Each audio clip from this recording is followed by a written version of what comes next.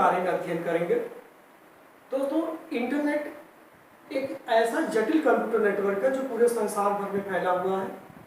इसके प्रयोग से हम देश विदेश में पूरे संसार भर में सूचनाओं का आदान प्रदान करते हैं। इसे एक जटिल कंप्यूटर नेटवर्क या कॉम्प्लेक्स कंप्यूटर नेटवर्क का नाम दिया गया है। इसे नेटवर्कों का भी नेटवर्क कहा जाता है क्योंकि इसमें लैन, मैन, वैन अर्थात local area network, metropolitan area network और वाइड एरिया नेटवर्क ये मिल करके काम करते हैं। इसके प्रयोग से चूंकि हम संसार भर में सूचनाओं का आदान प्रदान करते हैं, इसलिए इसे ग्लोबल इंफॉर्मेशन सिस्टम अर्थात GIS के नाम से भी जाना जाता है। दोस्तों, इंटरनेट का विकास 1960 के दशक में शुरू हुआ था। अमेरिकी सरकार ने एक महत्वाकांक्षी प्रोजेक्ट शुरू किया था जिसका नाम रखा गया था ARPANET। ARPANET का अर्थ होता है, पूरा नाम होता है advance research project agency network. ये 1960 के दशक में अमेरिका में शुरू किया गया था और अनेक वर्षों के प्रयास के बाद, वैज्ञानिक प्रयोगों के बाद 1980 के दशक में अमेरिका के नेशनल साइंस फाउंडेशन ने एक नए नेटवर्क की स्थापना की जिसका नाम रखा गया NSF-नेट अर्थात नेशनल साइंस फाउंडेशन नेटवर्क। इसका काम था अमेरिका में स्थापित सभी सुपर कंप्यूटर सेंटर्स में कनेक्टिविटी प्रोवाइड करना, संपर्क स्थापित करना।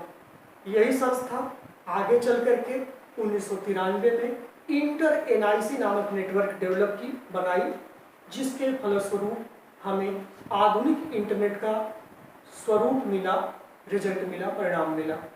इस तरह से हमने इंटरनेट की परिभाषा समझी और इंटरनेट का संक्षिप्त विकास समझा। एक बार हम बातों को फिर से दोहराया आपको। इंटरनेट एक जटिल कंप्यूटर नेटवर्क है जो पूरे संसार में फैला हुआ है। इसके प्रयोग से हम संसार भर में सूचनाओं का आदान प्रदान कर सकते हैं, इसीलिए इसे GIS या ग्लोबल इंफॉर्मेशन सिस्टम के नाम से भी जाना जाता है। चूंकि इसमें लैन, मैन और वैन मिल करके काम करते हैं, इसलिए इसे नेटवर्क ऑफ नेटवर्क्स की संज्ञा भी दी गई है। इसका विकास 1960 के दशक में शुरू हुआ था। अमेरिकी सरकार ने एक महत्वाकांक्षी प्रोजेक्ट शुरू किया था जिसका पूरा नाम था advance research project agency network अर्थात ARPANET। लगभग 20 वर्षों के अथक प्रयास के बाद वैज्ञानिकों ने, एक नेशनल साइंस फाउंडेशन के वैज्ञानिकों ने एक नए नेटवर्क की स्थापना किया जिसका नाम रखा NSF-नेट, नेशनल साइंस फाउंडेशन नेटवर्क। इस नेटवर्क का उद्देश्य था अमेरिका में स्थापित सुपर कंप्यूटर सेंटर्स में कनेक्टिविटी या संबद्धता प्रदान करना। यही संस्था अर्थात NSF, national science foundation of USA, 1993 में इंटर NIC नामक नेटवर्क स्थापित करती है जो आधुनिक इंटरनेट के रूप में हमारे सामने है। दोस्तों, आगे आते हैं, इंटरनेट की संरचना क्या है, एनाटॉमी ऑफ इंटरनेट क्या है। इस संदर्भ में हमें 4 बातों का अध्ययन करना पड़ता है। इंटरनेट की जो संरचना है उसमें 4 मूल तत्व हैं। पहला है इंटरनेट सर्विसेज, दूसरा बिंदु है एलिमेंट्स ऑफ द इंटरनेट, तीसरा बिंदु है URL और चौथा बिंदु है IP अर्थात इंटरनेट प्रोटोकॉल। ये चारों मिल करके इंटरनेट की संरचना को पूर्णता प्रदान करते हैं, उसे कंप्लीट बनाते हैं। अगर हम इंटरनेट सेवाओं की बात करें तो मुख्य रूप से हमको 5 सेवाएं इंटरनेट से उपलब्ध होती हैं, मिलती हैं, जिसमें सबसे पहले नाम आता है ईमेल का। ईमेल का पूरा नाम इलेक्ट्रॉनिक मेल है। यह सेवा 1970 में शुरू की गई थी, 1970 में। इसके प्रयोग से हम इलेक्ट्रॉनिक प्लेटफॉर्म में, इलेक्ट्रॉनिक फॉर्म में मैसेजेस का एक्सचेंज करते हैं। इसके लिए हमारे पास एक ईमेल क्लाइंट प्रोग्राम होना चाहिए और हमारा खुद का अपना एक ईमेल अकाउंट होना चाहिए along with ID and password. दूसरी जो महत्वपूर्ण सेवा है वो FTP है, जिसकी शुरुआत 1973 अर्थात 1973 में हुई थी। इसका पूरा नाम फाइल ट्रांसफर प्रोटोकॉल है, जिसकी सहायता से हम कंप्लीट फाइलों का ट्रांसमिशन कर पाते हैं, अर्थात उन्हें हम अपलोड कर सकते हैं या डाउनलोड कर सकते हैं। तीसरी महत्वपूर्ण सेवा यूजनेट के नाम से या न्यूज ग्रुप के नाम से जानी जाती है, जो 1979 अर्थात 1979 में शुरू हुई थी। इसके द्वारा हम इंटरनेट पर सामूहिक तौर पर, सार्वजनिक तौर पर न्यूज या सूचना प्रसारित कर सकते हैं। चौथी महत्वपूर्ण सेवा मेलिंग लिस्ट के नाम से 1981 अर्थात 1981 में आती है। इसके प्रयोग से हम समूह आधारित मैसेजेज अर्थात ग्रुप बेस्ड मैसेजिंग कर सकते हैं। और पांचवी और आखिरी महत्वपूर्ण सेवा है www, जिसे हम संक्षेप में W3 कहते हैं या फिर द वेब भी कहते हैं। इसका पूरा नाम वर्ल्ड वाइड वेब है। ये 1992 में शुरू की गई थी और इसी सेवा के द्वारा वास्तव में इंटरनेट की जो आधुनिक स्वरूप है, इंटरनेट का आधुनिक स्वरूप हमारे सामने प्रस्तुत हुआ। अगर हम इंटरनेट की सेवाओं को एक बार फिर से समझें जल्दी से, 5 बिंदु महत्वपूर्ण है इसमें। Email, FTP, Usenet, mailing list और www। Elements of the internet के बारे में चर्चा करते हैं आपसे अब। देखिए, इंटरनेट में 3 महत्वपूर्ण एलिमेंट्स हैं जिनको हम क्रमशः क्लाइंट, सर्वर और नेटवर्क के नाम से जानते हैं। दोस्तों, पहले भी आपको पिछले वीडियोज में बताया गया है कि क्लाइंट क्या होते हैं। जो सहायक कंप्यूटर किसी भी नेटवर्क में होते हैं उनको हम क्लाइंट कहते हैं, जबकि मुख्य कंप्यूटर को सर्वर कहा जाता है। और इन दोनों के संयोजन से जो संरचना बनती है उसे हम कंप्यूटर नेटवर्क की संज्ञा देते हैं। तो वही परिभाषा यहाँ पर भी लागू होती है। एक बार पुनः उसको हम डिफाइन करते हैं, दोहराते हैं। अनेक कंप्यूटर के परस्पर संयोजन को कंप्यूटर नेटवर्क कहा जाता है। उसमें से जो मुख्य कंप्यूटर होता है, जिसके पास सभी प्रकार के हार्डवेयर और सॉफ्टवेयर संसाधन उपलब्ध होते हैं, उनको हम सर्वर के नाम से जानते हैं। यही सर्वर हैं जो आवश्यकता पड़ने पर क्लाइंट कंप्यूटर को आवश्यक सेवाएं उपलब्ध कराते हैं, आंकड़े उपलब्ध कराते हैं, सूचनाएं देते हैं। क्लाइंट पीसीज की बात जहाँ तक की जाए तो ये ऐसे सहायक कंप्यूटर होते हैं जो वर्किंग टर्मिनल के रूप में काम तो करते हैं, लेकिन इनके पास कोई भी विशेष हार्डवेयर या सॉफ्टवेयर संसाधन नहीं होता है, जैसे कि सर्वर के पास होता है। तीसरा महत्वपूर्ण बिंदु हमारे पास आता है URL का। URL का पूरा नाम है यूनिफॉर्म रिसोर्स लोकेटर।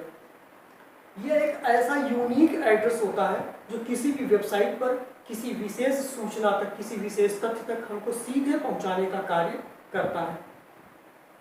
इसका पूरा नाम यूनिफॉर्म रिसोर्स लोकेटर है। संक्षेप में इसे URL कहते हैं। एक URL 4 खंडों से मिलकर के बना होता है, जिसमें HTTP को हम हाइपर टेक्स्ट ट्रांसफर प्रोटोकॉल कहते हैं। इसके अलावा डायरेक्टरी या पाथ होता है, फाइल का नाम होता है और सर्वर का नाम होता है। ये 4 खंडों से मिल करके एक कंप्लीट URL बनता है जो हमें किसी भी वेबसाइट पर स्पेसिफिक सूचना तक पहुंचाने का कार्य करता है। आखिरी बिंदु इसमें हमें मिलेगा इंटरनेट प्रोटोकॉल, जिसे हम IP कहते हैं। IP इंटरनेट प्रोटोकॉल पूरा इसका नाम है। यह कंप्यूटर को या इंटरनेट में जो 2 महत्वपूर्ण प्रोटोकॉल होते हैं, TCP और IP, उसी का एक हिस्सा है। IP इंटरनेट प्रोटोकॉल के रूप में जाना जाता है।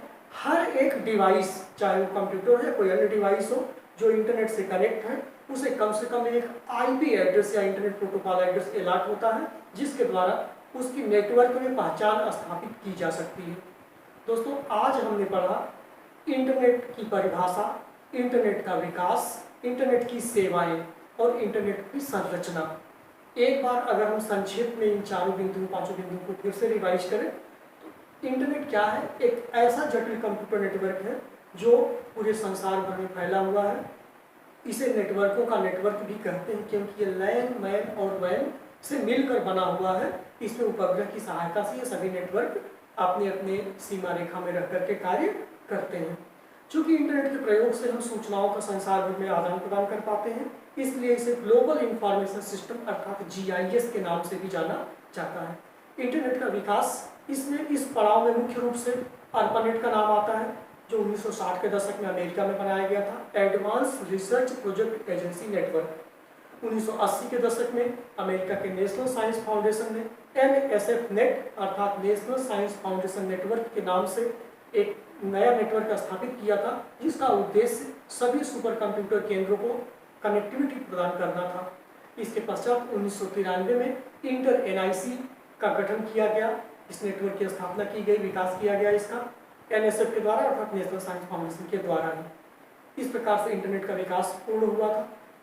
इसमें जो महत्वपूर्ण संगठक हैं इसके इंटरनेट के, एलिमेंट्स ऑफ इंटरनेट जिसे हम कहते हैं, या एनाटॉमी ऑफ इंटरनेट के अंतर्गत जिन बिंदुओं को हम पढ़ते हैं, इसमें 4 महत्वपूर्ण बातें हमारे पास आती हैं।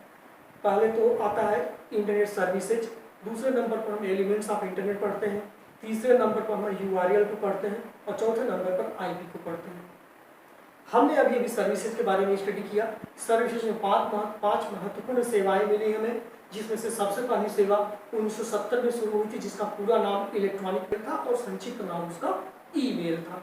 उसके बाद अगली सेवा फाइल ट्रांसफर प्रोटोकॉल अर्थात FTP के नाम से 1973 में शुरू की गई थी। उसके बाद मेलिंग लिस्ट सेवा 1979 में शुरू की गई थी।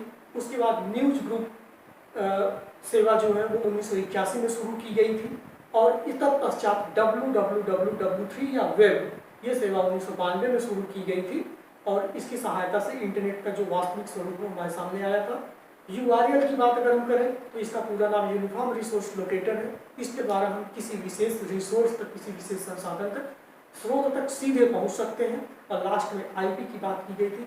IP का पूरा नाम इंटरनेट प्रोटोकॉल है और यह एक प्रकार का एड्रेस होता है जो मोबाइल, कंप्यूटर या किसी भी नेट कनेक्टेड डिवाइस को प्रोवाइड किया जाता है इंटरनेट सर्वर के द्वारा।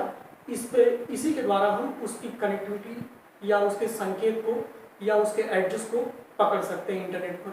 इस प्रकार हमें उम्मीद है कि आपको ये इंटरनेट का विषय या टॉपिक समझ में आया होगा। जो भी समस्याएं होंगी अगली मुलाकात में उसे हम सॉर्ट आउट कर लेंगे। Thank you.